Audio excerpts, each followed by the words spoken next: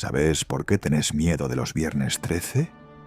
Porque tu subconsciente recuerda el día más maldito de la historia europea. El día en que el rey más codicioso de Francia cometió el crimen perfecto contra los hombres más poderosos del mundo. El día en que una operación coordinada estilo Gestapo destruyó la organización más avanzada de la Edad Media en una sola noche. 13 de octubre de 1307. Viernes. Exactamente 717 años después, millones de personas en todo el mundo todavía sienten una ansiedad inexplicable cada vez que esa fecha aparece en el calendario. Y no tienen idea de por qué. Quédate hasta el final de este video, porque lo que vas a descubrir sobre el origen del viernes 13 va a cambiar completamente cómo ves esta superstición. Y vas a entender por qué los eventos de ese día fueron tan traumáticos para la conciencia europea, que crearon un miedo colectivo que ha durado más de 7 siglos. Porque el viernes 13 no es una superstición aleatoria. Es memoria histórica enterrada en el subconsciente cultural de Occidente. Es el recuerdo reprimido de la noche en que la justicia murió en Europa. París, Francia, 12 de octubre de 1307, 11:47 p.m. En el Palacio Real, Felipe IV está firmando las órdenes de arresto más ambiciosas de la historia medieval. En pocas horas, soldados reales en cada ciudad, cada pueblo, cada aldea de Francia van a derribar simultáneamente las puertas de propiedades templarias. No es una operación militar normal, es el primer golpe de Estado corporativo de la historia. Felipe IV va a arrestar a todos los miembros de la organización más rica, más poderosa y más respetada de Europa. Va a acusarlos de crímenes que él mismo inventó. Va a torturarlos hasta que confiesen cosas que nunca hicieron. Y va a robar la fortuna más grande del mundo medieval. Todo en una sola noche, todo coordinado al minuto, todo ejecutado con una precisión que habría impresionado a Heinrich Himmler. Pero había un problema con el plan perfecto de Felipe IV. Los templarios no eran una organización normal. Eran los banqueros, los diplomáticos, los ingenieros, los estrategas más brillantes de Europa. Habían sobrevivido a 2 siglos de guerra, política y conspiración porque eran imposibles de sorprender. Excepto que esta vez confiaron en la persona equivocada. El gran traidor se llamaba Esquiu de Floirán, ex templario expulsado de la orden por robo y conducta inmoral. Durante 2 años había estado vendiendo secretos templarios a Felipe IV a cambio de inmunidad y recompensas financieras.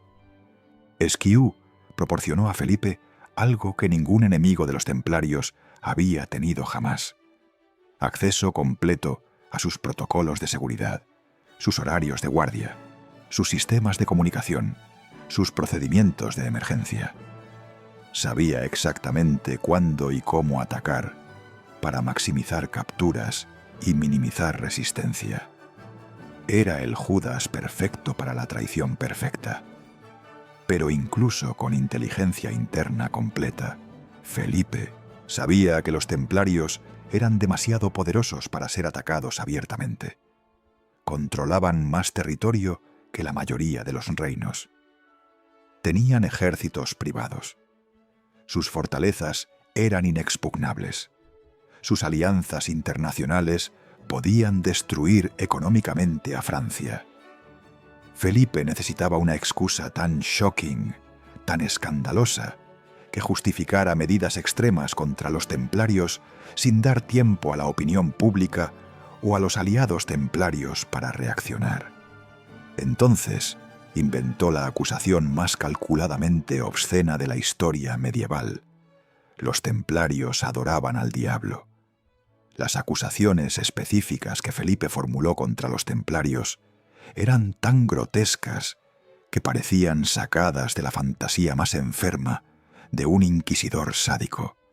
Adoración de un ídolo llamado Baphomet, rituales sexuales con demonios, blasfemia sistemática contra Jesucristo, conspiración para entregar Tierra Santa a los musulmanes, práctica de magia negra para obtener poder sobrenatural. Cada acusación era completamente falsa. Felipe lo sabía. Sus consejeros lo sabían. Sus soldados lo sabían. Pero también sabían que una vez que las acusaciones se hicieran públicas, la verdad se volvería irrelevante. Las masas medievales no investigarían evidencia. Reaccionarían con horror emocional a imágenes de monjes cristianos adorando diablos. Era la primera campaña de desinformación masiva de la historia europea y funcionó perfectamente. 13 de octubre de 1307. 4:00 am.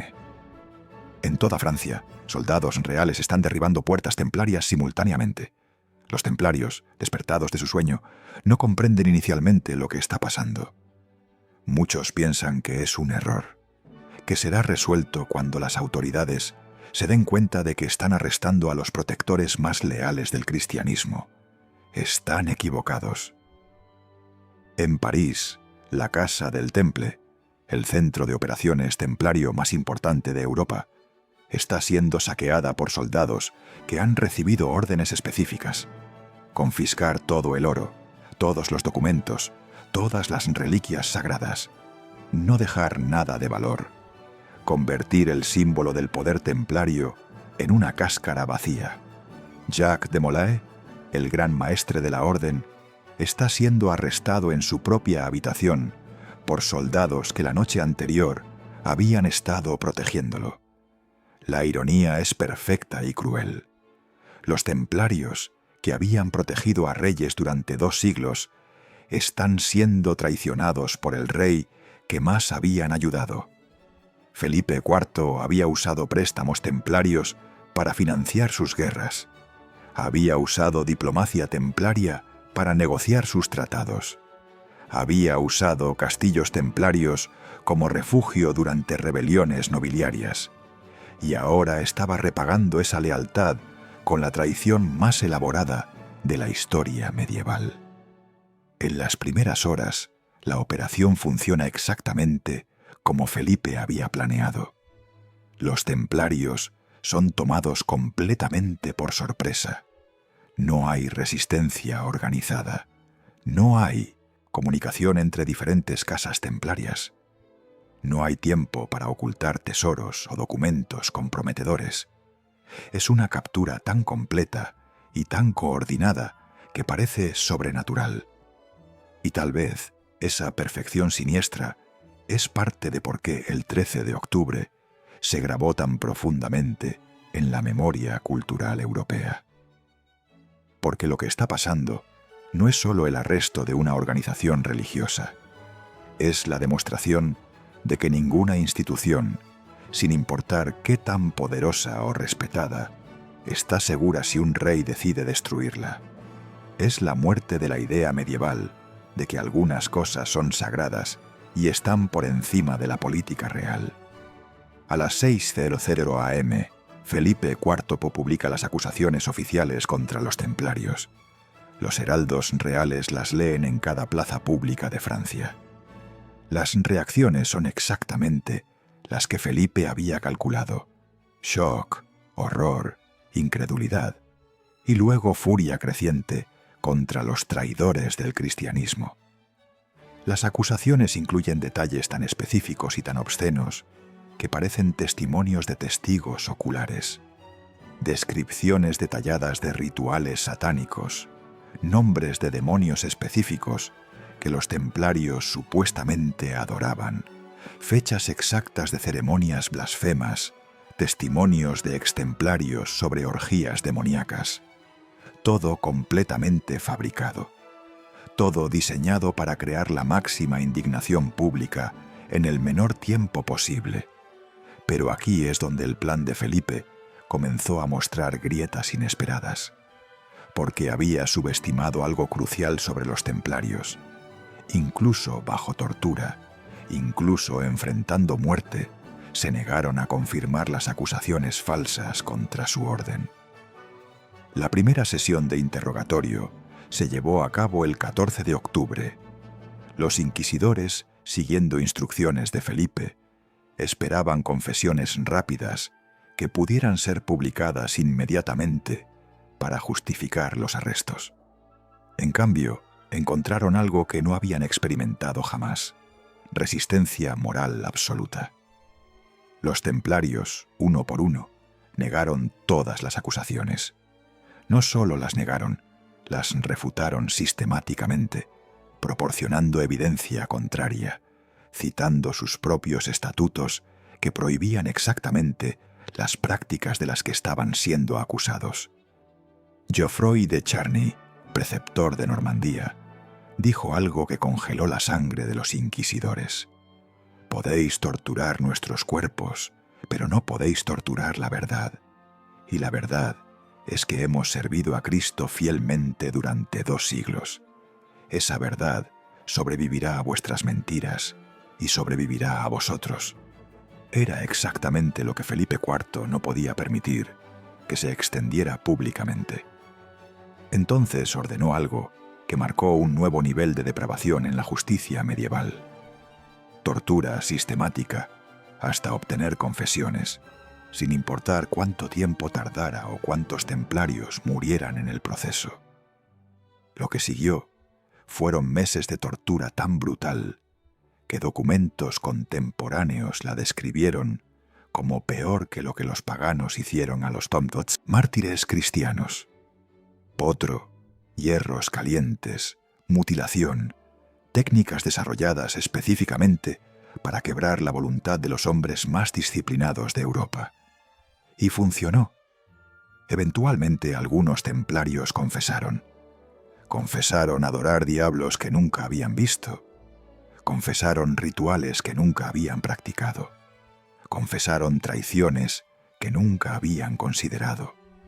Pero incluso entonces, muchos se retractaron de sus confesiones en cuanto tuvieron oportunidad.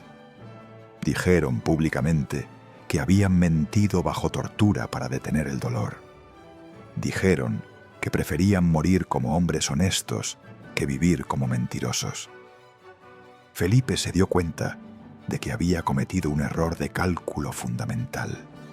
Había asumido que podía controlar completamente la narrativa de su conspiración, pero los templarios se negaban a cooperar con su propia demonización. Entonces decidió acelerar el proceso a su conclusión final: ejecución masiva de los líderes templarios antes de que pudieran causar más problemas públicos. 18 de marzo de 1314. 7 años después del viernes 13 original.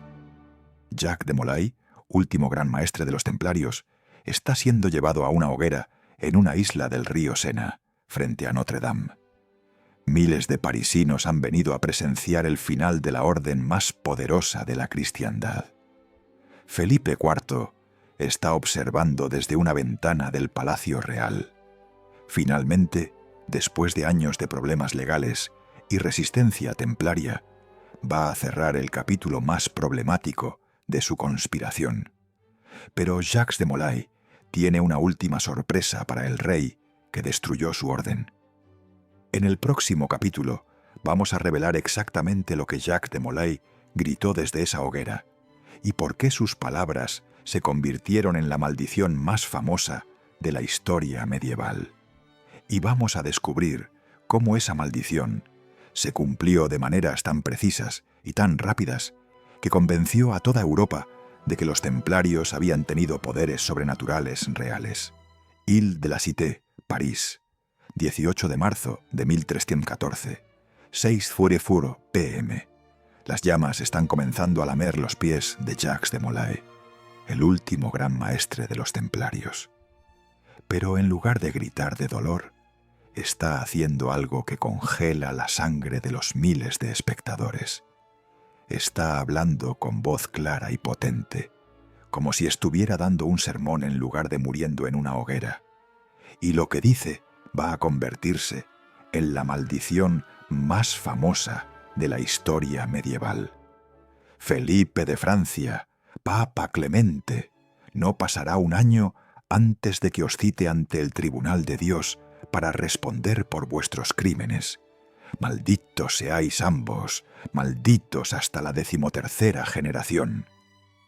Sus palabras resuenan por toda la isla, amplificadas por el silencio aterrorizado de la multitud. Incluso los soldados que alimentan las llamas se han detenido. Porque hay algo en la voz de Jacques de Molay que no suena como desesperación, suena como profecía. Felipe IV, observando desde su ventana del palacio, siente algo que no había experimentado en décadas: miedo genuino.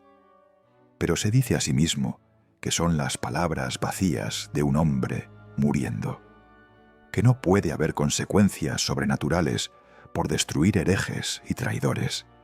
Se equivocaba completamente, porque lo que Jacques de Molay había gritado desde esa hoguera no era solo una maldición de desesperación, era una predicción que se iba a cumplir con precisión sobrenatural durante los siguientes 8 meses.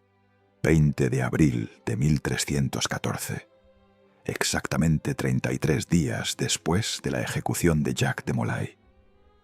Papa Clemente V está en su cámara privada en Aviñón cuando súbitamente comienza a experimentar dolores abdominales tan severos que sus gritos se escuchan por todo el palacio papal. Los médicos no pueden explicar lo que está pasando. Clemente había estado en perfecta salud la semana anterior, pero ahora su cuerpo se está desintegrando literalmente desde adentro. Durante horas, Clemente agoniza en un dolor que los testigos describieron como peor que cualquier cosa que hubieran presenciado jamás. Grita nombres de templarios, suplica perdón por crímenes que nunca había admitido públicamente. Habla de visiones de Jacques de Molay rodeado de fuego, exigiendo justicia. A las 3:00 am del 20 de abril, Papa Clemente V muere en circunstancias tan misteriosas que sus propios médicos se negaron a firmar un certificado de defunción natural. Cuando las noticias llegan a París, Felipe IV se dice a sí mismo que es una coincidencia, que Clemente era un hombre mayor, que las tensiones del papado habían debilitado su salud, que no puede haber conexión sobrenatural con la maldición de Jacques de Molay. Pero en secreto, Felipe ha comenzado a tomar precauciones. Ha triplicado su guardia personal. Ha consultado con astrólogos sobre fechas inauspiciosas. Ha ordenado misas diarias por su propia protección. Porque en el fondo de su mente, Felipe sabe algo que nunca admitiría públicamente. Los templarios que él había torturado y ejecutado eran hombres santos, y los hombres santos, cuando son asesinados injustamente, tienen acceso a tipos de justicia que están más allá del poder terrenal. Durante los siguientes meses, Felipe comienza a experimentar lo que solo puede describirse como una serie de accidentes sobrenaturales. Caballos que se encabritan sin razón cuando él está montando. Escaleras que se colapsan justo después de que él las baja. Comida que se vuelve misteriosamente venenosa horas después de que él la prueba. Sus cortesanos comienzan a susurrar que el rey está maldito, que la muerte de Clemente fue solo el comienzo, que Felipe va a pagar por cada templario que torturó, cada confesión que forzó, cada vida que destruyó para robar su oro. Felipe se vuelve paranoico, obsesivo, incapaz de disfrutar la fortuna templaria que había robado. Porque, ¿de qué sirve todo el oro del mundo si cada noche te acostás esperando que sea la última? 29 de noviembre de 1314. 8 meses y 11 días después de la maldición de Jacques de Molay. Felipe IV está cazando en el bosque de Fontainebleau, cuando su caballo súbitamente se detiene, se alza sobre las patas traseras y lo arroja violentamente contra un árbol. Pero esto no es un accidente de caza normal. Testigos reportaron que el caballo de Felipe había estado completamente calmo segundos antes. No había ruidos, no había amenazas, no había razón para que reaccionara violentamente. Y cuando Felipe cae del caballo, no se levanta. Sus compañeros de caza lo encuentran consciente, pero incapaz de moverse. Ha sufrido lo que los médicos modernos reconocerían como un derrame cerebral masivo. Pero los médicos medievales no tienen explicación para por qué un hombre de 46 años, en perfecta condición física, súbitamente sufre colapso neurológico total. Felipe es transportado de regreso al palacio, pero nunca recupera la capacidad de habla coherente. Durante las siguientes semanas, sus únicos sonidos son gemidos, que los cortesanos interpretaron como súplicas de perdón. Sus últimas palabras documentadas, murmuradas a un confesor el día antes de su muerte, fueron: «Jacques de Molay, perdón, por favor». Felipe IV murió el 29 de noviembre de 1314, exactamente 255 días después de que Jacques de Molay lo había citado ante el Tribunal de Dios. Cuando las noticias de la muerte de Felipe se extendieron por Europa, la reacción fue universal y aterradora.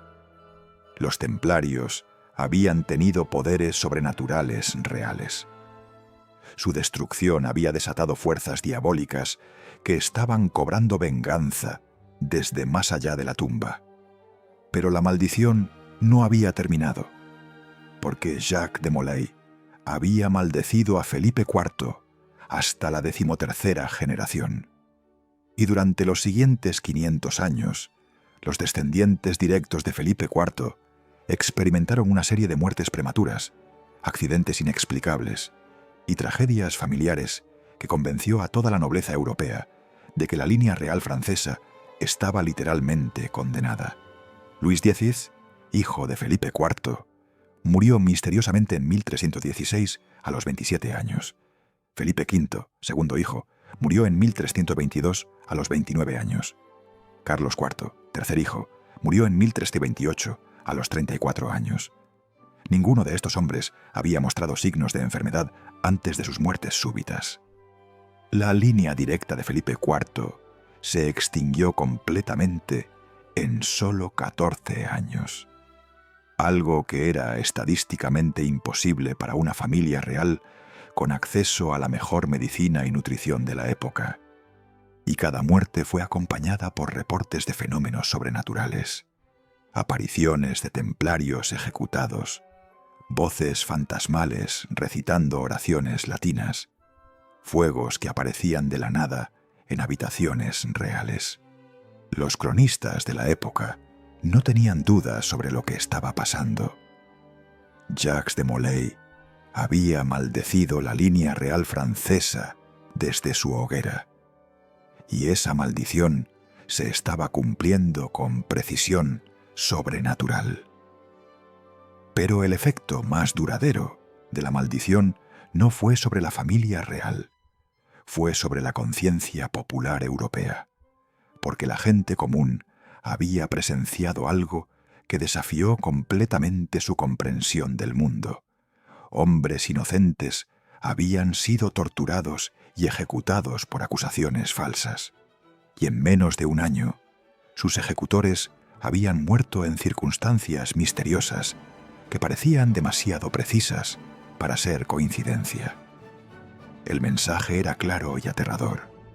La injusticia tiene consecuencias sobrenaturales, y esas consecuencias pueden manifestarse de maneras que trascienden las leyes naturales. El viernes 13 de octubre se convirtió en el símbolo de esta verdad, el día en que la justicia humana había fallado tan completamente que la justicia divina había tenido que intervenir personalmente, y esa intervención había sido tan dramática, tan visible, tan innegable, que grabó el 13 de octubre en la memoria colectiva europea como el día más peligroso del calendario. Cada vez que un viernes caía en 13, la gente recordaba conscientemente o no, el día en que hombres inocentes habían sido traicionados y el año en que sus traidores habían pagado el precio último por su injusticia. La superstición del Viernes 13 no es miedo aleatorio a números y días, es memoria histórica de la lección más aterradora que Europa había aprendido jamás, que ningún crimen es tan perfecto que escapa a la justicia final.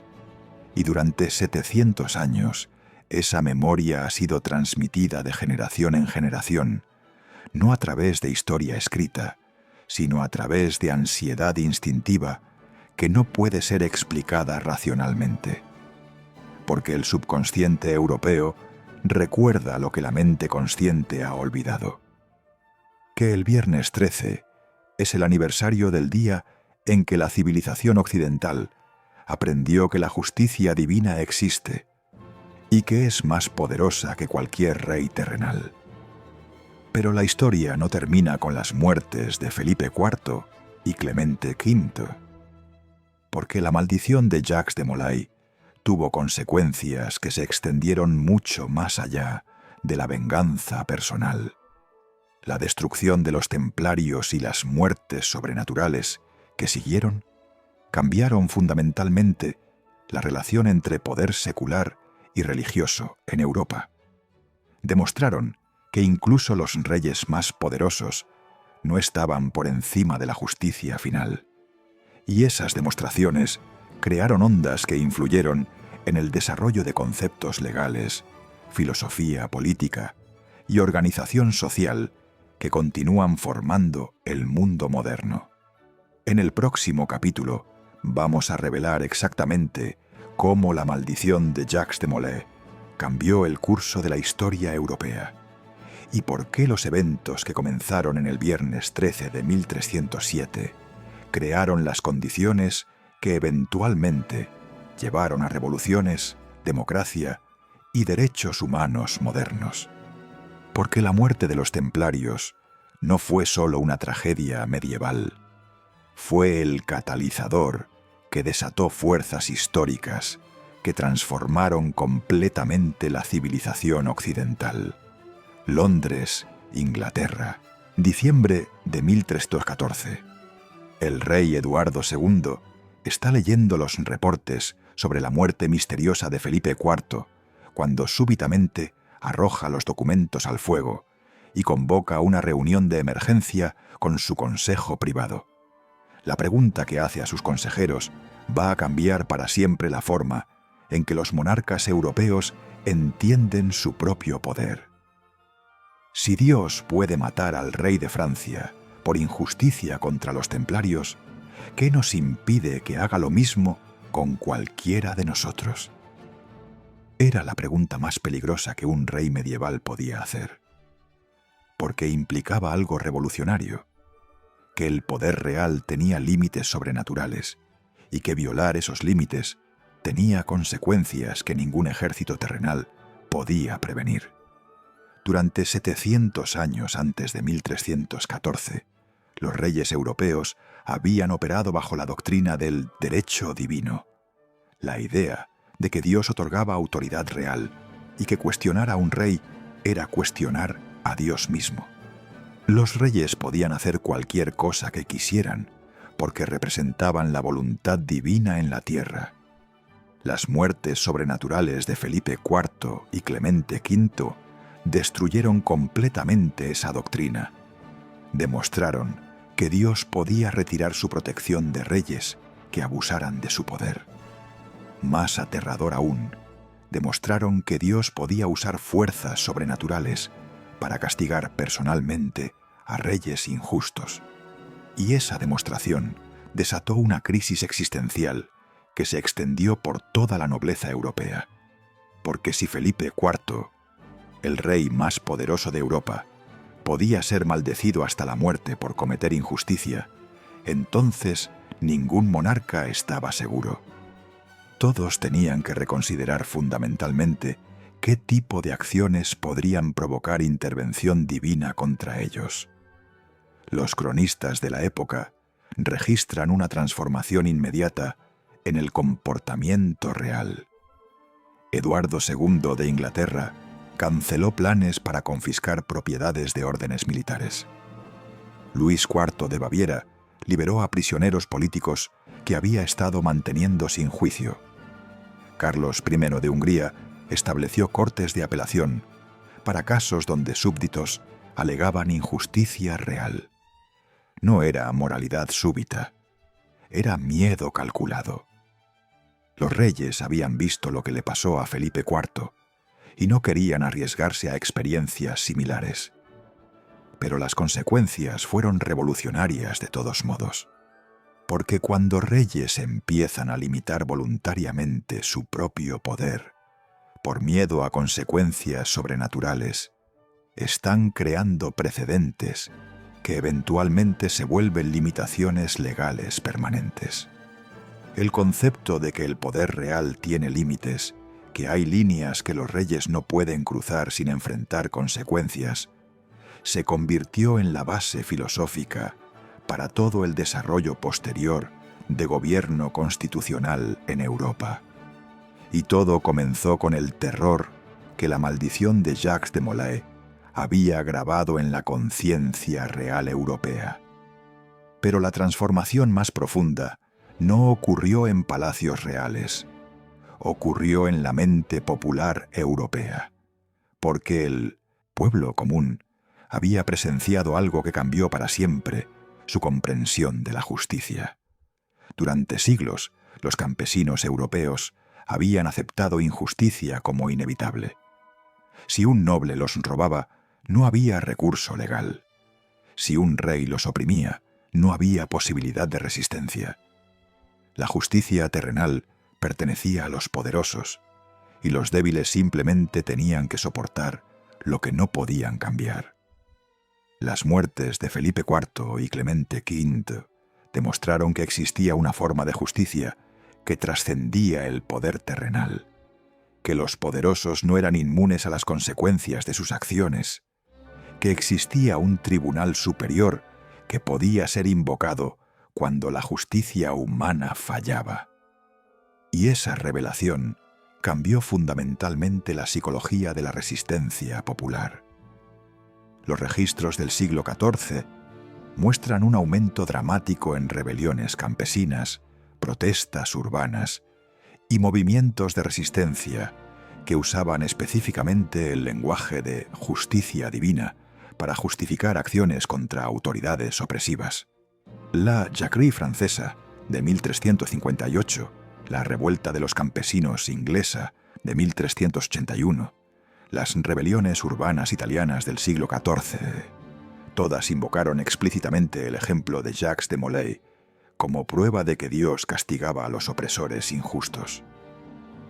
Un líder de la rebelión campesina inglesa, John Ball, predicó sermones que decían literalmente: así como Dios maldijo al rey Felipe por destruir a los templarios inocentes, maldecirá a cualquier señor que oprima a campesinos inocentes.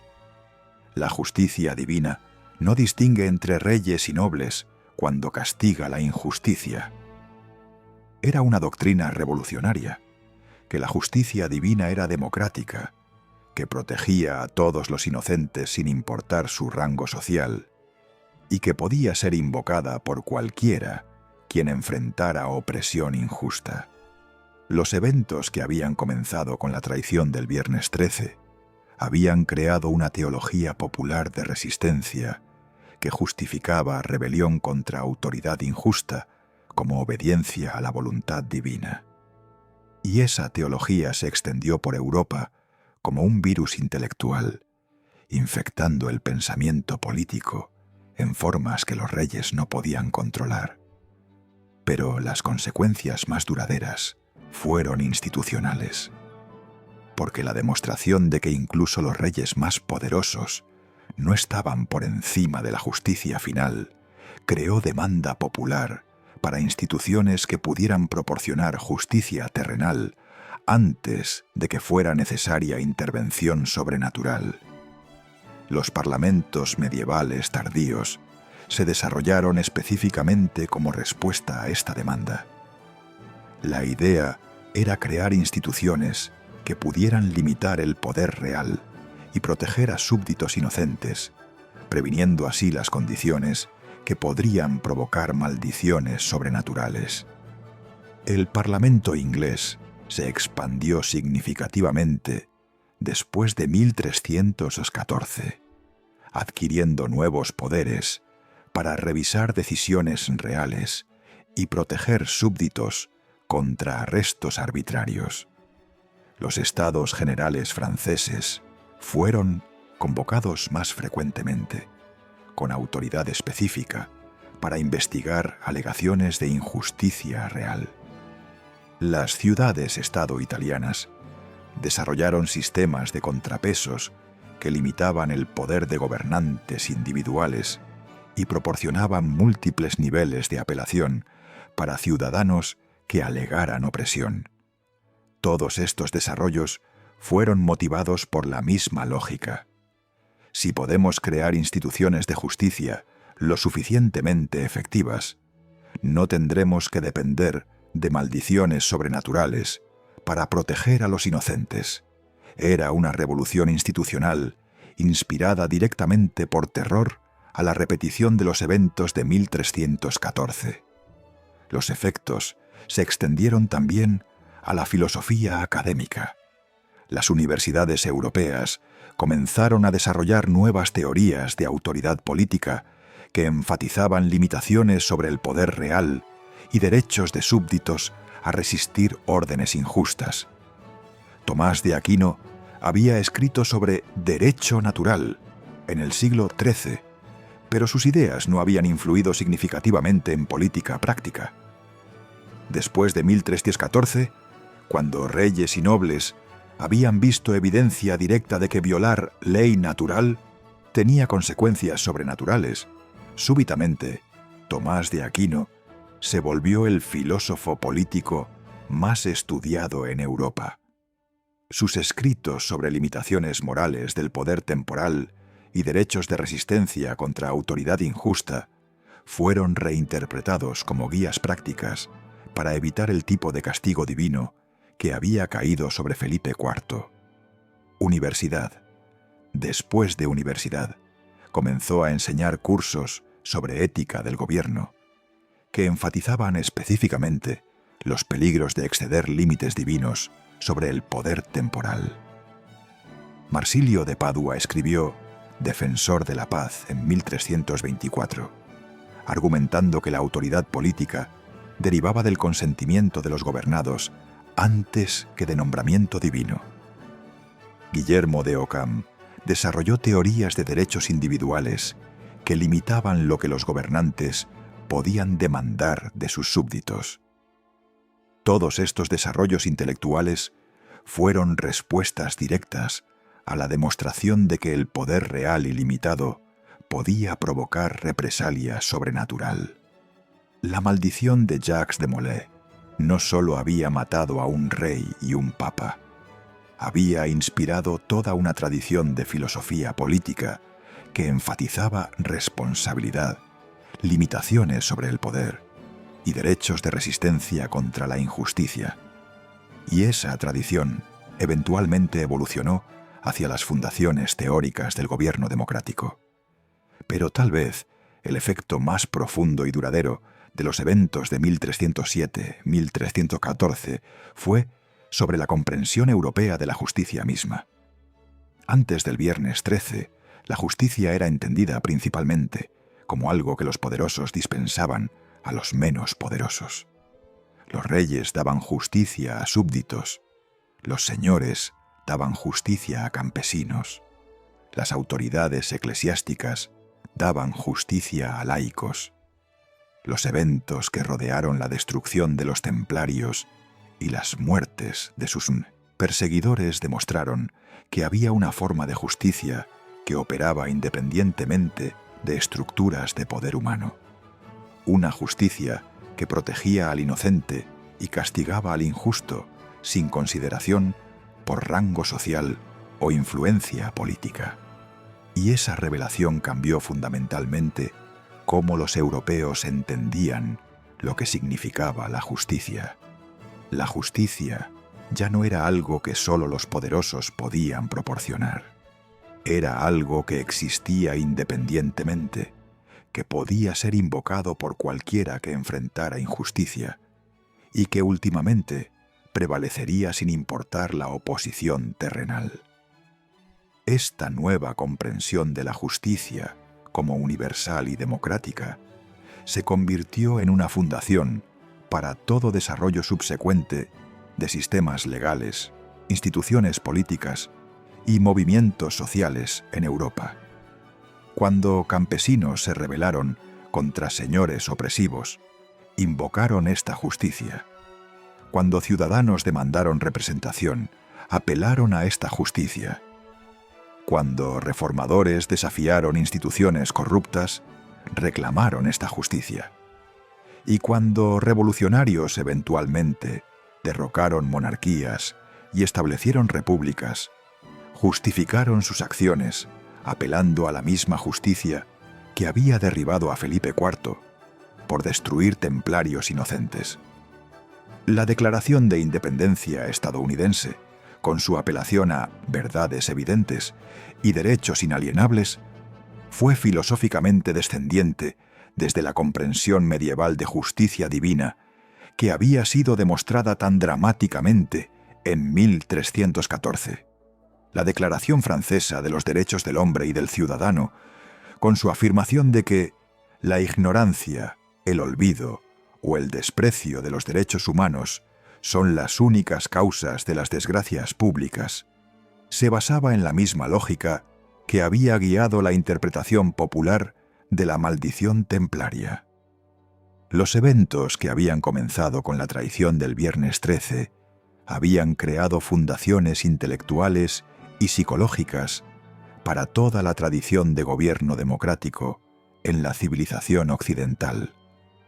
Pero tal vez el aspecto más fascinante de esta transformación histórica es cómo completamente ha sido olvidada por audiencias modernas. La gente hoy experimenta ansiedad sobre Viernes 13, sin entender que su ansiedad los conecta a una de las revoluciones políticas más importantes en la historia europea. Sienten un terror inconsciente de fechas y circunstancias que les recuerdan, a algún nivel profundo, del día cuando la injusticia fue demostrada como teniendo consecuencias sobrenaturales. La superstición del Viernes 13 es realmente una forma de memoria cultural, un recuerdo colectivo de lecciones que fueron tan traumáticas y tan importantes que se volvieron incorporadas en la psique europea a niveles más profundos que la conciencia. Y esa memoria continúa influyendo en el comportamiento político moderno, de maneras que la gente no reconoce conscientemente.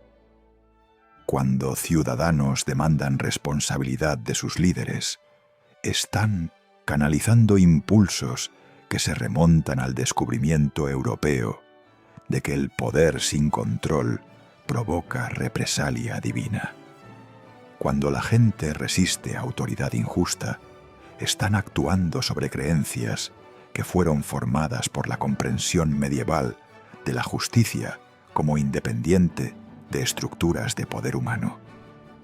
Los instintos políticos de las democracias occidentales modernas, desconfianza del poder ilimitado, énfasis en contrapesos, creencia en derechos inalienables, todos se desarrollaron desde tradiciones intelectuales que fueron creadas como respuestas directas a los eventos del Viernes 13 de octubre de 1307.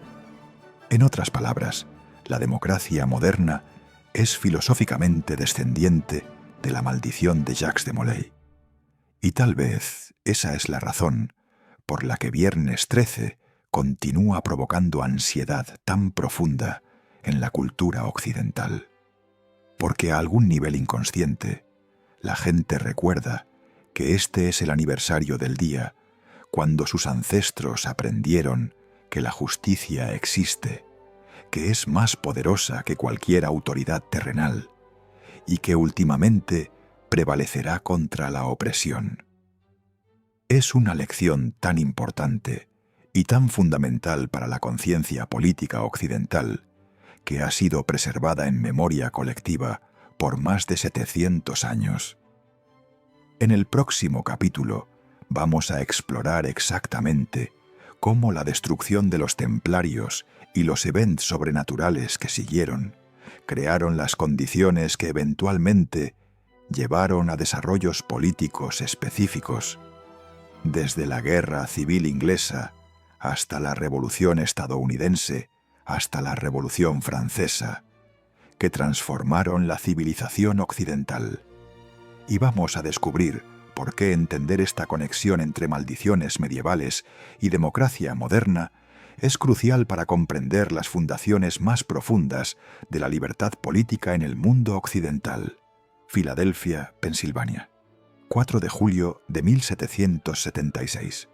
En el Salón de la Independencia, Thomas Jefferson está escribiendo las palabras que van a cambiar para siempre la historia mundial. Consideramos evidentes estas verdades, que todos los hombres son creados iguales, que son dotados por su creador de ciertos derechos inalienables.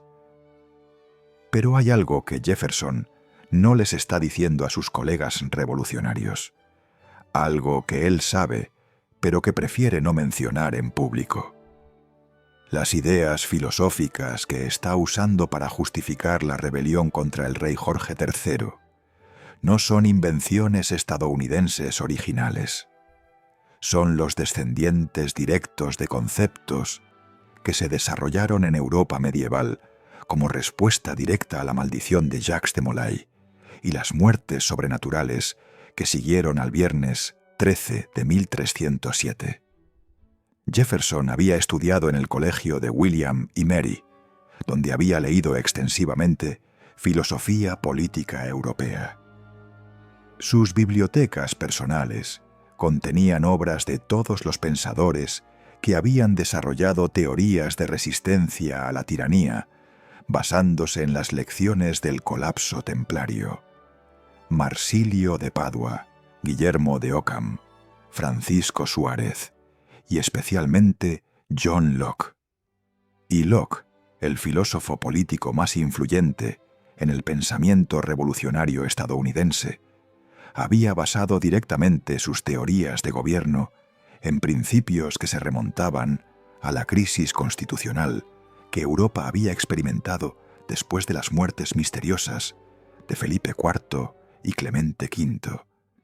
Pero la conexión va mucho más profunda que influencia intelectual, porque los colonos estadounidenses estaban enfrentando exactamente la misma situación que había provocado la transformación política europea después de 1314.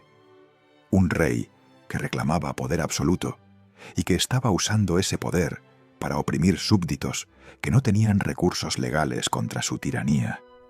Y cuando buscaron justificaciones para resistir esa tiranía, encontraron sus argumentos más poderosos en tradiciones de pensamiento que se habían desarrollado específicamente para lidiar con las lecciones de la destrucción templaria. La frase más revolucionaria de la Declaración de Independencia: cuando una larga serie de abusos y usurpaciones evidencia el designio de someterlos bajo despotismo absoluto, es su derecho, es su deber, derrocar tal gobierno. Es una traducción casi directa de argumentos que habían sido desarrollados por filósofos medievales para explicar por qué la resistencia a Felipe IV habría estado moralmente justificada. Francisco Suárez, el teólogo jesuita español del siglo XVI, había escrito específicamente sobre el caso templario como ejemplo de por qué súbditos tenían no solo el derecho, sino la obligación moral de resistir reyes que excedían los límites divinos de su autoridad. Sus palabras exactas, traducidas del latín: cuando un príncipe se convierte en tirano mediante la violación sistemática de la justicia natural, sus súbditos no solo pueden, sino que deben resistir, porque permitir tiranía sin resistencia es complicidad con el mal. Jefferson conocía esta cita. Aparece en sus cuadernos personales, con anotaciones que la conectan directamente con la situación colonial estadounidense. Los fundadores estadounidenses sabían exactamente de dónde venían sus ideas sobre resistencia a la tiranía. Y sabían que esas ideas habían sido testadas no solo en teoría académica, sino en la experiencia histórica real de Europa, después de que las maldiciones sobrenaturales habían demostrado que incluso los reyes más poderosos no estaban por encima de la justicia final. Pero la conexión más fascinante entre la maldición templaria y la revolución estadounidense no es filosófica, es práctica, porque cuando los colonos estadounidenses decidieron que necesitaban justificar su rebelión ante las opiniones de la humanidad, utilizaron exactamente la misma estrategia que los críticos medievales de Felipe IV habían usado.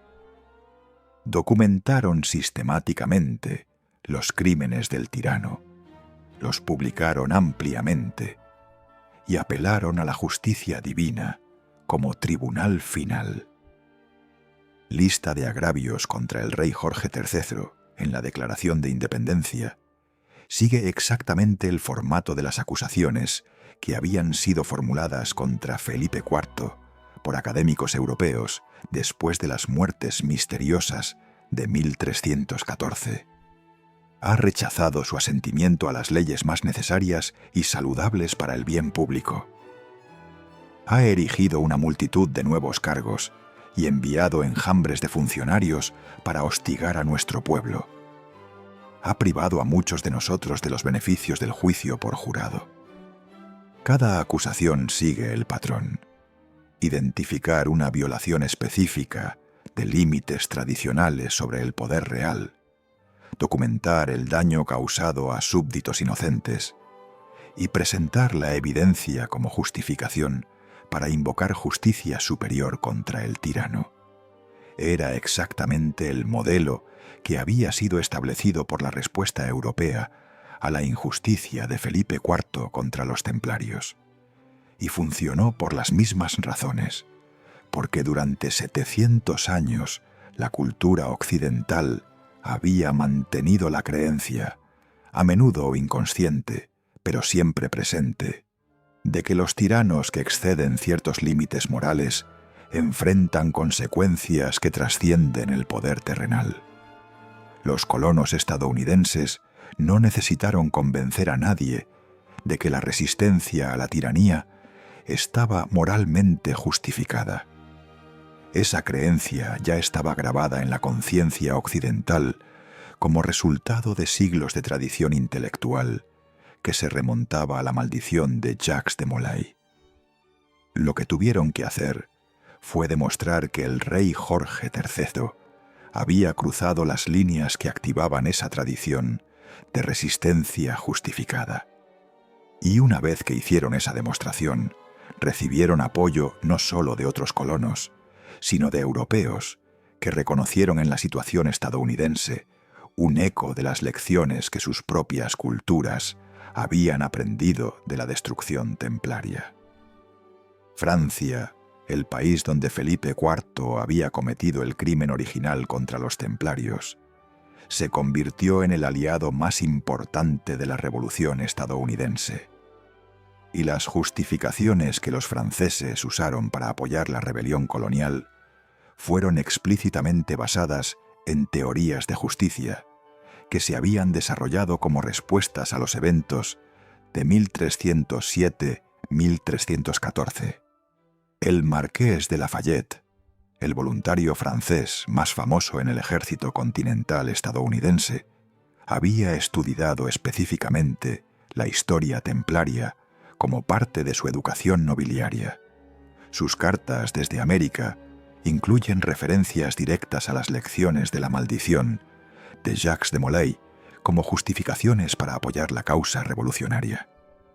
En una carta a su esposa en 1778, Lafayette escribió: «Estamos presenciando la repetición de lecciones que Francia aprendió hace siglos, que ningún rey está por encima de la justicia final y que los pueblos tienen tanto el derecho como el deber de resistir cuando esa justicia es violada sistemáticamente. La Revolución estadounidense no fue solo una rebelión colonial, fue la aplicación práctica de principios políticos que habían sido desarrollados específicamente para lidiar con las implicaciones de los eventos sobrenaturales que habían seguido a la traición del Viernes 13. Y cuando tuvo éxito, probó que esos principios funcionaban no solo en teoría, sino en la realidad política práctica. Pero el impacto más profundo de la conexión templaria con la Revolución estadounidense se ve en la estructura del gobierno que los revolucionarios establecieron después de ganar su independencia. La Constitución estadounidense, con su sistema elaborado de contrapesos y limitaciones sobre el poder gubernamental, fue diseñada específicamente para prevenir el tipo de concentración de poder que había permitido a Felipe IV destruir a los templarios. Los fundadores habían estudiado cuidadosamente la historia de cómo Felipe IV había logrado su traición perfecta y habían diseñado instituciones específicamente para hacer imposible que cualquier líder estadounidense acumulara nunca suficiente poder para repetir ese tipo de injusticia sistemática. La separación de poderes entre ejecutivo, legislativo y judicial fue concebida para asegurar que ningún líder individual pudiera controlar todos los aspectos del gobierno simultáneamente, como Felipe IV había controlado el poder secular y había manipulado el poder eclesiástico. El sistema federal, con poder distribuido entre gobierno nacional y estatal, fue diseñado para asegurar que ninguna autoridad central pudiera implementar políticas uniformes a través de todo el territorio nacional, sin múltiples niveles de consentimiento, haciendo imposible el tipo de operación coordinada que Felipe IV había ejecutado en el Viernes 13. La Declaración de Derechos, con sus protecciones específicas contra arrestos arbitrarios, confesiones forzadas y castigos crueles, fue escrita para prohibir exactamente los métodos que Felipe IV había usado contra los templarios. En otras palabras, la Constitución estadounidense fue diseñada como la respuesta definitiva a las lecciones de la traición templaria. Fue un intento de crear un sistema de gobierno que fuera estructuralmente incapaz de repetir los crímenes que habían provocado la intervención sobrenatural más dramática en la historia europea. Y funcionó. Durante más de 200 años, el sistema constitucional estadounidense ha prevenido el tipo de concentración absoluta de poder que hizo posible la destrucción templaria. Pero la influencia de la maldición templaria en la civilización estadounidense va más allá de estructuras gubernamentales. Se extiende a la cultura política estadounidense misma. La desconfianza estadounidense tradicional hacia el poder concentrado, la creencia en que los ciudadanos tienen derecho a resistir gobierno opresivo, la idea de que ciertas verdades y derechos están por encima de la autoridad política. Todos estos aspectos fundamentales de la cultura política estadounidense son descendientes directos de lecciones que Europa había aprendido de los eventos de 1307-1314, y se puede ver esta influencia en momentos cruciales a lo largo de la historia estadounidense. Durante la Guerra Civil estadounidense, Abraham Lincoln justificó la resistencia federal contra la secesión sureña, usando argumentos que se remontaban directamente a tradiciones templarias de resistencia a la tiranía. Sus referencias a gobierno del pueblo, por el pueblo y para el pueblo, como superior a reclamaciones de soberanía estatal, eran aplicaciones de principios de justicia universal que habían sido desarrollados originalmente para explicar por qué la resistencia a Felipe IV habría estado moralmente justificada. Durante la era de los derechos civiles, Martin Luther King Jr.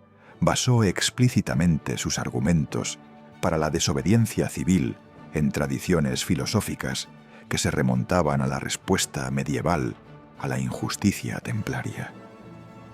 Su famosa carta desde la cárcel de Birmingham cita directamente a Tomás de Aquino sobre la obligación moral de resistir leyes injustas. El mismo Tomás de Aquino, cuyas teorías habían sido revitalizadas después de las muertes misteriosas de Felipe IV y Clemente V. Incluso movimientos políticos estadounidenses modernos continúan operando dentro de marcos intelectuales que fueron establecidos como respuestas a la maldición templaria. Cuando ciudadanos estadounidenses protestan contra abusos gubernamentales, invocan principios de resistencia justificada que se desarrollaron para lidiar con las lecciones de 1307-1314. Cuando demandan responsabilidad de sus líderes, están aplicando conceptos de limitaciones sobre el poder que fueron creados para prevenir repeticiones de la traición templaria.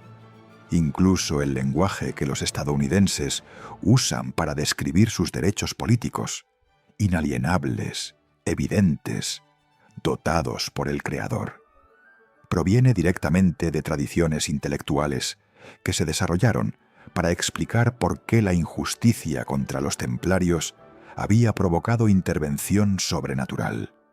En el nivel más profundo, la cultura política estadounidense es una aplicación práctica continua de lecciones que fueron aprendidas cuando Jacques de Molay maldijo a sus perseguidores desde una hoguera en París hace más de 700 años.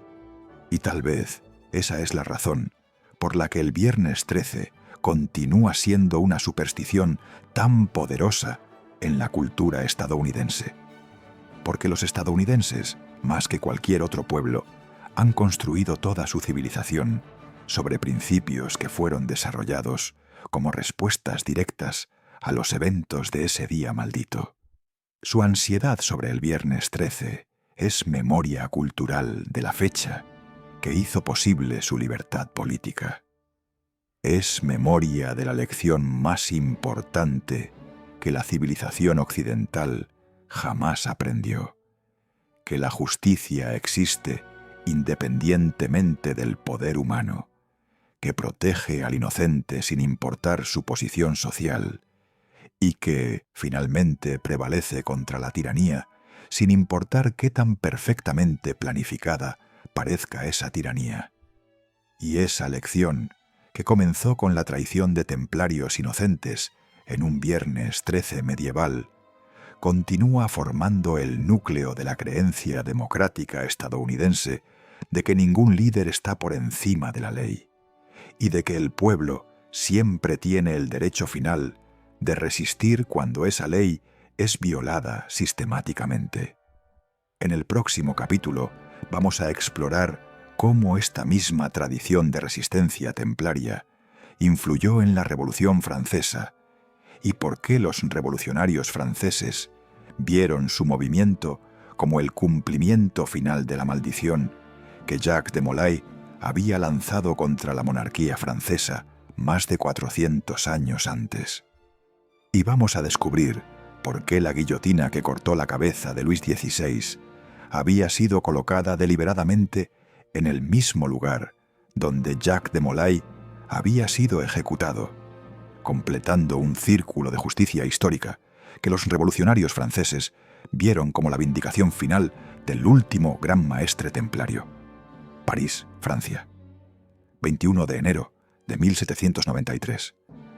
10:22 de la mañana. Luis XVI está subiendo los escalones del cadalso en la Plaza de la Revolución, pero hay algo que las multitudes parisinas no comprenden completamente. Algo que los líderes revolucionarios sí saben, pero que han mantenido deliberadamente en secreto. La guillotina que va a cortar la cabeza del último rey absoluto de Francia ha sido colocada exactamente en el mismo lugar donde Jacques de Molay, el último gran maestre de los templarios, fue quemado vivo 477 años antes.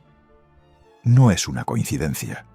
Los revolucionarios franceses han planeado meticulosamente esta ejecución como el cumplimiento final de la maldición templaria, como la venganza definitiva contra la dinastía que había destruido la orden más noble de la cristiandad, como la demostración última de que la justicia divina, sin importar cuánto tarde, siempre encuentra su camino. Y cuando la hoja de la guillotina cae sobre el cuello de Luis XVI, está completando un círculo de justicia histórica que había comenzado con las palabras que Jacques de Molay había gritado desde su hoguera: «Felipe de Francia, maldito seas hasta la 13ª generación». Luis XVI era la 13ª generación.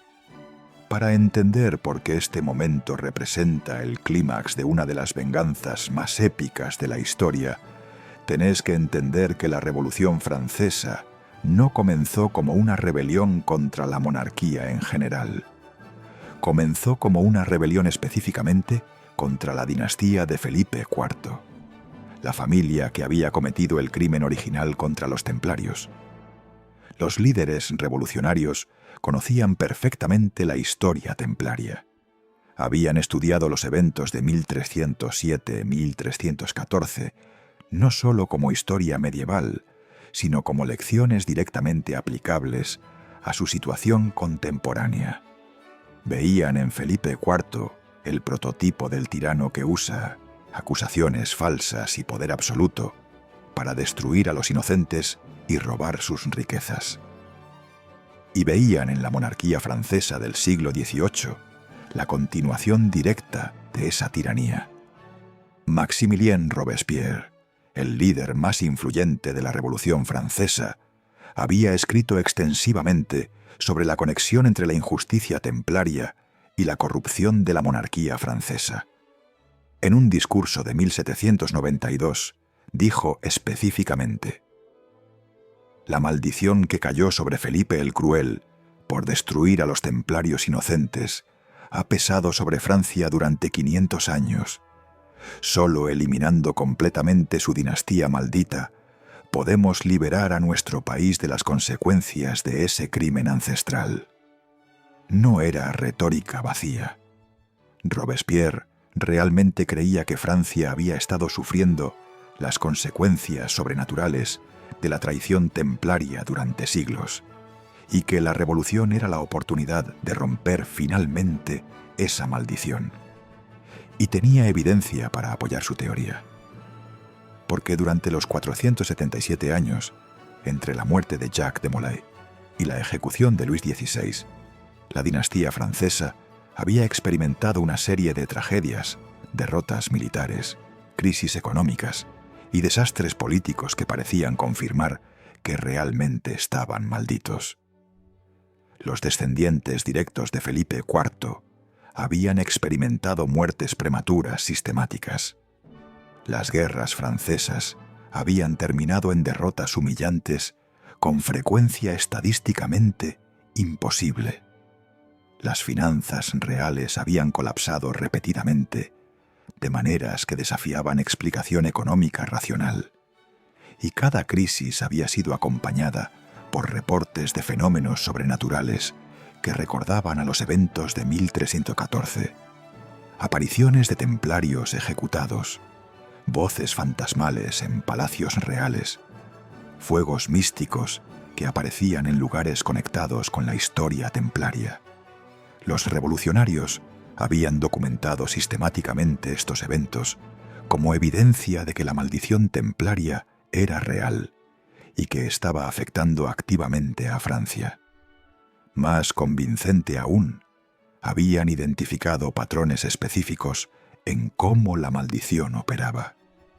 Cada vez que la monarquía francesa intentaba concentrar poder absoluto, como Felipe IV había hecho para destruir a los templarios, enfrentaba desastres que parecían diseñados sobrenaturalmente para humillar y debilitar la dinastía real. Luis XIV, el Rey Sol, que había llevado el absolutismo francés a su apogeo, había visto su reinado terminar en bancarrota, hambruna y derrotas militares que destruyeron la hegemonía francesa en Europa. Sus últimas palabras habían sido: «He amado demasiado la guerra y la pompa». Pero los revolucionarios interpretaron su colapso como castigo por intentar recrear el tipo de poder absoluto que había hecho posible la traición templaria. Luis XV había enfrentado humillaciones militares tan sistemáticas que había ganado el apodo de Luis el Mal Amado. Su reino había perdido prácticamente todas sus posesiones coloniales, había sufrido invasiones humillantes y había terminado en crisis económica que preparó el camino para la revolución. Y Luis XVI había heredado problemas tan abrumadores que incluso sus mejores esfuerzos de reforma habían terminado en caos que hizo inevitable su derrocamiento. Los revolucionarios vieron este patrón como confirmación de que la maldición templaria había estado operando sistemáticamente contra la monarquía francesa durante siglos, y concluyeron que la única manera de liberarse de esa maldición era completar la justicia que había comenzado con las muertes misteriosas de Felipe IV y Clemente V. Tenían que ejecutar al último descendiente de Felipe IV en el mismo lugar donde Jacques de Molay había sido asesinado, como demostración final de que la justicia divina había prevalecido sobre la tiranía terrenal. Y cuando Luis XVI subió al cadalso el 21 de enero de 1793, los líderes revolucionarios estaban convencidos de que estaban presenciando el momento más importante en la historia francesa. El momento cuando la maldición que había pesado sobre su país durante casi 500 años finalmente sería levantada. Pero había una dimensión adicional en la venganza templaria que los revolucionarios habían planeado meticulosamente. Porque no solo habían elegido ejecutar a Luis XVI en el lugar donde Jacques de Molay había muerto, habían diseñado toda la ceremonia de ejecución para invertir simbólicamente cada aspecto de la injusticia que Felipe IV había cometido contra los templarios.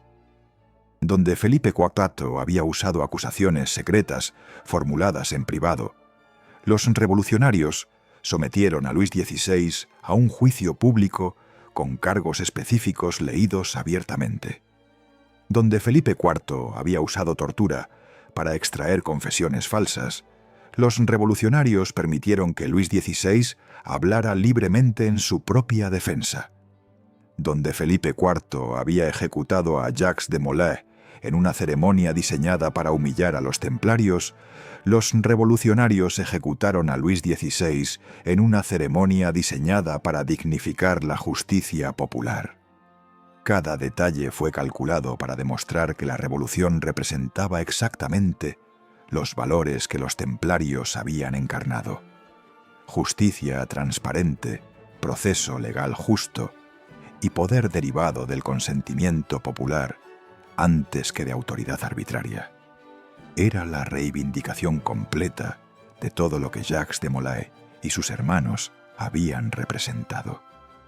Y funcionó exactamente como los revolucionarios habían planeado. Porque después de la ejecución de Luis XVI, Francia experimentó una transformación que parecía confirmar que la maldición templaria realmente había sido levantada. En lugar de las derrotas militares constantes que habían plagado a la monarquía, los ejércitos revolucionarios comenzaron a ganar victorias que parecían milagrosas. En lugar de la bancarrota crónica que había caracterizado las finanzas reales, la economía revolucionaria se estabilizó y comenzó a crecer.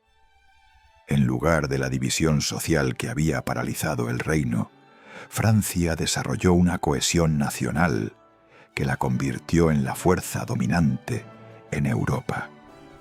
Los contemporáneos interpretaron este cambio dramático como evidencia de que la ejecución de Luis XVI realmente había completado la justicia templaria y liberado a Francia de consecuencias sobrenaturales que la habían plagado durante siglos.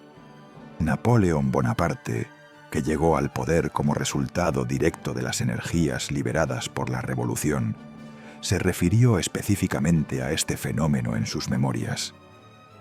Francia estaba maldita por los crímenes de sus reyes contra los justos. La Revolución no solo cambió nuestro gobierno, exorcizó demonios que habían atormentado a nuestro país desde la Edad Media. No era superstición, era la interpretación racional de cambios que parecían demasiado dramáticos y demasiado inmediatos para ser explicados por factores políticos y económicos normales. Pero tal vez la evidencia más convincente de que la maldición templaria realmente había sido completada está en lo que pasó con el lugar donde Luis XVI fue ejecutado. Porque después de la ejecución, los revolucionarios transformaron la Plaza de la Revolución, el lugar donde tanto Jacques de Molay como Luis XVI habían muerto, en un lugar de celebración en lugar de un lugar de ejecución. La renombraron Plaza de la Concordia y la dedicaron específicamente a la reconciliación nacional y la armonía social. Era un reconocimiento simbólico de que el círculo de venganza que había comenzado en 1314 finalmente había sido cerrado en 1793 y que Francia podía avanzar hacia un futuro libre de las consecuencias de crímenes ancestrales. Y esa transformación fue exitosa. Durante más de 200 años desde la ejecución de Luis XVI, Francia ha evitado el tipo de monarquía absoluta que hizo posible la traición templaria.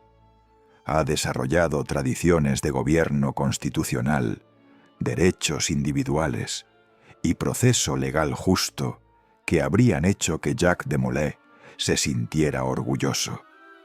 Los valores que los templarios habían representado, justicia transparente, meritocracia, tolerancia religiosa, responsabilidad institucional, se convirtieron en fundaciones de la República Francesa. La maldición había sido completada no a través de más venganza, sino a través de la victoria final de los principios por los que los templarios habían muerto. Pero las consecuencias de este momento histórico se extendieron mucho más allá de Francia. Porque cuando los revolucionarios franceses demostraron que incluso la monarquía más antigua y establecida de Europa podía ser derrocada por principios derivados de lecciones templarias, inspiraron movimientos similares a través de todo el mundo occidental. Las revoluciones que siguieron en España, Italia, Alemania y América Latina, todas invocaron explícitamente el modelo francés como prueba de que la resistencia popular contra tiranía estaba moralmente justificada y prácticamente posible. Y todas se basaron en tradiciones intelectuales que se remontaban últimamente a las respuestas europeas a la maldición de Jacques de Molay. La ejecución de Luis XVI no solo completó la venganza templaria contra la dinastía francesa, estableció un precedente que hizo posible la democratización de toda la civilización occidental. En el siglo XIX, cada movimiento por derechos constitucionales, sufragio popular o limitaciones sobre poder gubernamental podía señalar al ejemplo francés como prueba de que tales cambios eran histórica y moralmente inevitables. La lección era clara. Ningún sistema político, sin importar qué tan tradicional o poderoso, estaba por encima de la justicia final que había sido demostrada tan dramáticamente en la Plaza de la Revolución. Y esa lección continúa influyendo en política global hasta hoy. Cuando ciudadanos de cualquier país enfrentan gobierno opresivo, pueden invocar el precedente que fue establecido cuando los revolucionarios franceses completaron la maldición templaria. Pueden argumentar que la resistencia contra tiranía no es solo un derecho político, sino una obligación moral que se remonta a las lecciones más profundas de la historia occidental. Esa es la herencia final de Jacques de Molay. No solo venganza contra sus asesinos, sino la inspiración para siglos de lucha por justicia que han hecho posible el mundo democrático moderno. Y tal vez esa es la razón más profunda por la que el Viernes 13 continúa siendo una fecha significativa en la conciencia occidental. No es solo memoria de un crimen medieval. Es memoria del día que desató fuerzas históricas que últimamente liberaron a la humanidad de la tiranía absoluta. En el próximo capítulo final vamos a explorar cómo todas estas conexiones históricas se manifiestan en la superstición moderna del Viernes 13 y por qué entender el origen templario de esta creencia puede ayudarnos a comprender aspectos fundamentales de la psicología política occidental que continúan formando nuestro mundo hoy.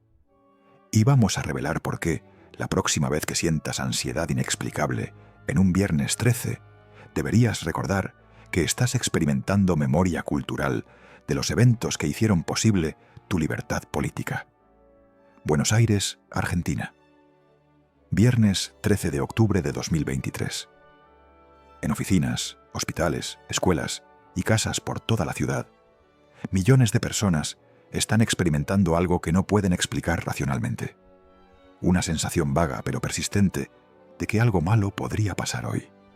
No saben por qué sienten esta ansiedad.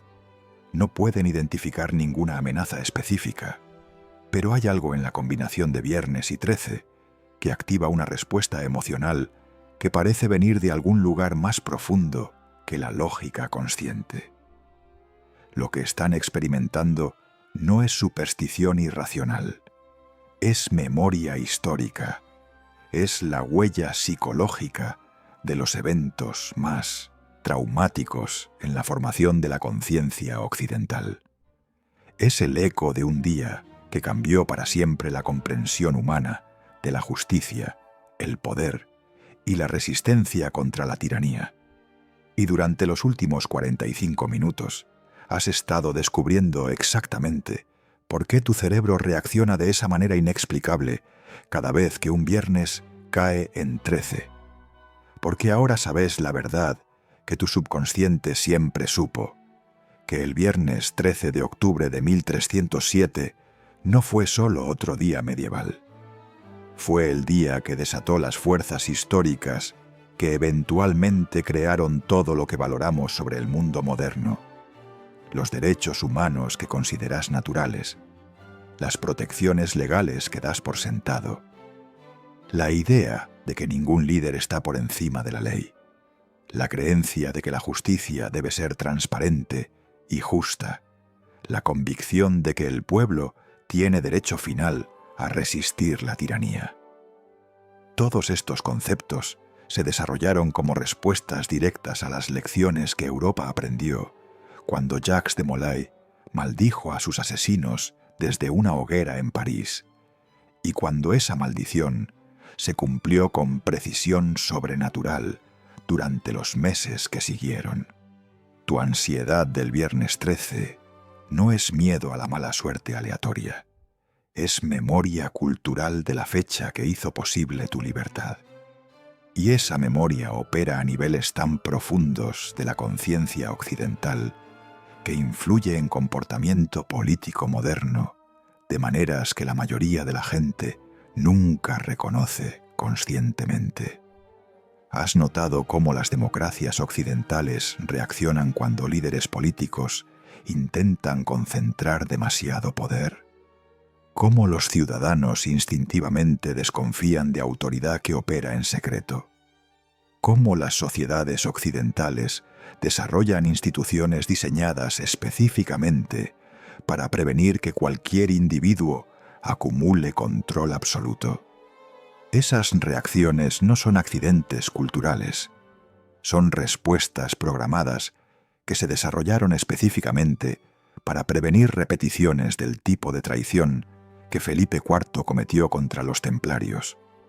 Durante más de 700 años, cada generación occidental ha transmitido a la siguiente la lección fundamental que aprendió de los eventos de 1307-1314, que el poder absoluto corrompe absolutamente, que la autoridad sin límites inevitablemente se vuelve tiránica, y que los ciudadanos deben mantener vigilancia constante contra líderes que prometen seguridad a cambio de libertad. Y esas lecciones se transmitieron no a través de educación formal, sino a través de instintos emocionales que se volvieron parte de la psicología colectiva occidental. Por eso reaccionás con ansiedad instintiva cuando escuchás sobre arrestos sin causa probable. Por eso te sentís incómodo cuando líderes políticos afirman que las circunstancias de emergencia justifican la suspensión de protecciones legales normales. Por eso algo en tu interior se revela cuando autoridades insisten en que debes confiar en ellos sin evidencia transparente. No son reacciones que aprendiste conscientemente. Son respuestas emocionales que heredaste de 700 años de memoria cultural sobre lo que pasa cuando los pueblos permiten que sus líderes operen sin supervisión efectiva. Y la fecha que activó originalmente esas respuestas protectoras fue el viernes 13 de octubre de 1307. Pero la influencia de la memoria templaria en la psicología política moderna va mucho más allá de reacciones defensivas contra tiranía potencial. También incluye impulsos positivos hacia los tipos de valores que los templarios históricos habían representado: meritocracia sobre privilegio hereditario, cooperación intercultural sobre sectarismo, instituciones transparentes sobre autoridad secreta, justicia basada en evidencia sobre poder arbitrario. Cuando ciudadanos modernos demandan que posiciones importantes sean otorgadas basándose en competencia demostrada antes que en conexiones familiares, están canalizando principios que los templarios habían establecido 800 años antes, cuando sociedades occidentales desarrollan instituciones multiculturales que permiten que diferentes grupos étnicos y religiosos coexistan pacíficamente. Están implementando modelos que los templarios habían perfeccionado en sus territorios medievales. Cuando sistemas legales modernos enfatizan proceso transparente, evidencia objetiva y derechos de apelación, están aplicando principios que los templarios habían codificado siglos antes de que aparecieran en constituciones modernas. Los valores que considerás fundamentales para la civilización occidental no son invenciones de la Ilustración o productos del pensamiento político moderno. Son la herencia directa de innovaciones que los templarios desarrollaron en respuesta a los desafíos únicos de gobernar sociedades diversas en el mundo medieval. Y esos valores sobrevivieron a la destrucción de los templarios precisamente porque las circunstancias dramáticas de esa destrucción los grabaron tan profundamente en la conciencia europea que se volvieron parte permanente de la cultura occidental. La maldición de Jacques de Molay no solo vengó la injusticia contra su orden, aseguró que los principios por los que habían muerto se volvieran inmortales, y por eso, cada vez que experimentas ansiedad inexplicable en un viernes 13, estás participando en un ritual de memoria que conecta directamente con las fundaciones más profundas de tu libertad política. Estás recordando, a nivel subconsciente, el día que demostró que la justicia existe independientemente del poder humano. El día que probó que ningún tirano, sin importar qué tan poderoso, está por encima de las consecuencias de sus acciones. El día que estableció que los pueblos no solo tienen el derecho, sino la obligación de resistir cuando sus líderes cruzan las líneas que separan autoridad legítima de tiranía absoluta. Y esas lecciones continúan siendo relevantes porque los desafíos fundamentales del poder político no han cambiado desde 1307. Líderes modernos todavía enfrentan la tentación de usar crisis reales o fabricadas para justificar la concentración de autoridad extraordinaria. Gobiernos modernos todavía intentan operar en secreto cuando transparencia los haría responsables ante sus ciudadanos. Autoridades modernas todavía tratan de convencer a los pueblos de que la seguridad requiere el sacrificio de libertades fundamentales. Y cuando esas tentaciones aparecen, la respuesta apropiada todavía es la que Europa aprendió de la maldición templaria: desconfianza vigilante, demanda de transparencia, insistencia en que ningún líder está por encima de la supervisión institucional y preparación para resistir cuando la autoridad se vuelve tiránica. Los instintos que te hacen sentir incómodo con el poder concentrado, que te hacen cuestionar narrativas oficiales que no están respaldadas por evidencia transparente, que te hacen valorar instituciones que limitan la autoridad gubernamental. Todos esos instintos se desarrollaron como respuestas directas a las lecciones de la traición templaria. Y por eso son tan valiosos, porque representan sabiduría política que fue comprada con siglos de experiencia sobre qué pasa cuando los pueblos confían demasiado en sus líderes. Tu ansiedad del viernes 13 es tu sistema de alerta temprana contra tiranía. Es tu conexión emocional con las lecciones más importantes que la civilización occidental jamás aprendió sobre el equilibrio entre autoridad y libertad.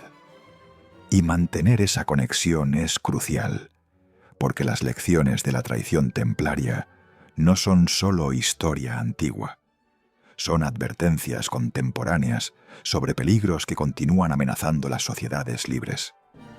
Cada generación tiene que aprender de nuevo cómo reconocer cuando líderes están cruzando las líneas que separan protección legítima de opresión sistemática.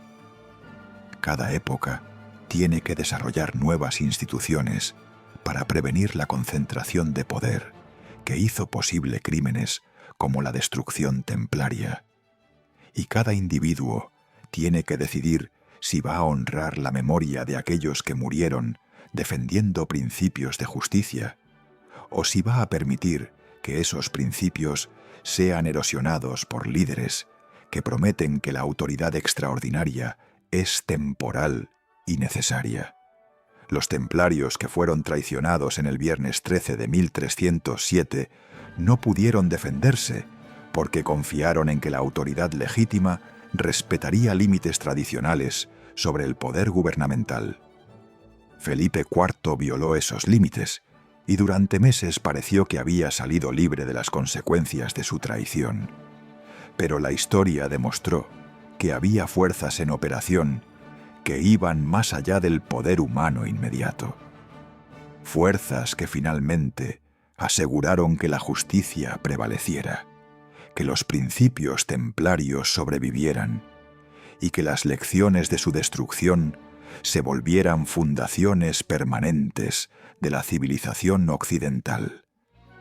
Y esas mismas fuerzas continúan operando hoy, no a través de intervención sobrenatural directa, sino a través de las consecuencias históricas inevitables de violar principios fundamentales de justicia y cooperación humana. Los líderes que traicionan la confianza pública, que operan a través de engaño y fuerza antes que transparencia y consentimiento, que concentran poder para beneficio personal antes que servicio público. Todos enfrentan eventualmente las mismas consecuencias que Felipe IV enfrentó: Tal vez no en forma de maldiciones literales, pero sí en forma de resistencia popular, colapso institucional y el juicio final de la historia. Y los valores que traicionan: justicia, transparencia, cooperación, respeto por derechos individuales, eventualmente prevalecen porque representan las únicas bases estables para la organización social a largo plazo. Esa es la lección final de la maldición templaria, que la justicia no es solo un ideal moral, sino una fuerza histórica que opera independientemente de las intenciones de individuos específicos. Y cada vez que sentís esa ansiedad inexplicable en un viernes 13, estás recordando esa lección. Estás participando en una forma de memoria cultural que te conecta con las luchas más fundamentales entre justicia y tiranía que han formado tu mundo. Esa memoria es valiosa. Es parte de la herencia que generaciones previas compraron con su sangre y sufrimiento. Es parte de lo que te permite vivir en una sociedad donde la autoridad tiene límites, donde la justicia es transparente y donde los ciudadanos tienen derechos que ningún líder puede violar arbitrariamente. Y es parte de tu responsabilidad como ciudadano de una democracia occidental mantener viva esa memoria y aplicar sus lecciones a los desafíos políticos de tu propia época. Porque la próxima vez que un líder político te diga que circunstancias extraordinarias requieren la suspensión de protecciones legales ordinarias, vas a recordar lo que Felipe IV le dijo al pueblo francés cuando arrestó a los templarios.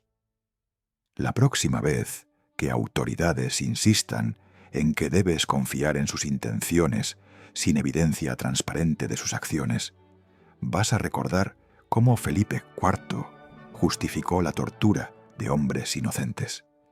Y la próxima vez que alguien argumente que la resistencia ciudadana contra abusos gubernamentales es desleal o peligrosa, vas a recordar cómo la resistencia contra la tiranía de Felipe IV eventualmente se convirtió en las fundaciones de la libertad política occidental. Tu ansiedad del viernes 13 te está recordando estas lecciones. Te está conectando con sabiduría que fue desarrollada a través de algunos de los eventos más traumáticos y más importantes en la historia de la civilización. Es una conexión que deberías valorar porque te da acceso a conocimiento sobre poder, justicia y resistencia que podría ser crucial para preservar tu libertad en tu propia época.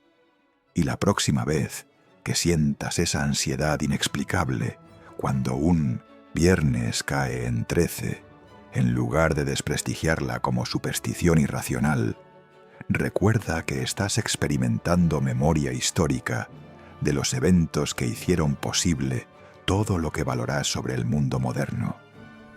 Recuerda que estás conectado a través de más de 700 años de memoria cultural con Jacques de Molay y los templarios que murieron defendiendo principios que se convirtieron en fundaciones de tu libertad. Y recuerda que honrar su memoria significa más que entender su historia.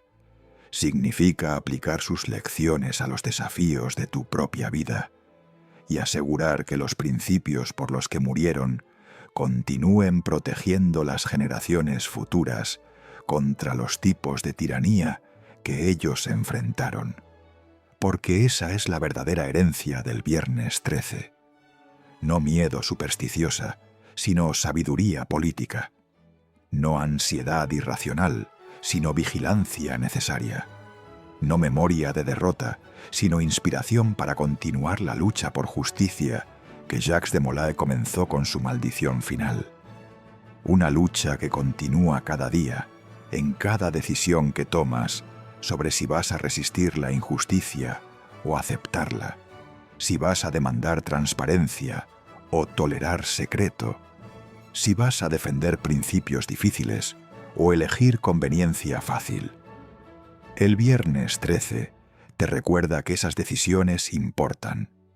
que tienen consecuencias que se extienden mucho más allá de tu vida individual, y que haces parte de una tradición histórica que se remonta a algunos de los héroes más nobles que la humanidad ha producido jamás. Esa es una herencia de la que podés estar orgulloso, y es una responsabilidad que vale la pena honrar.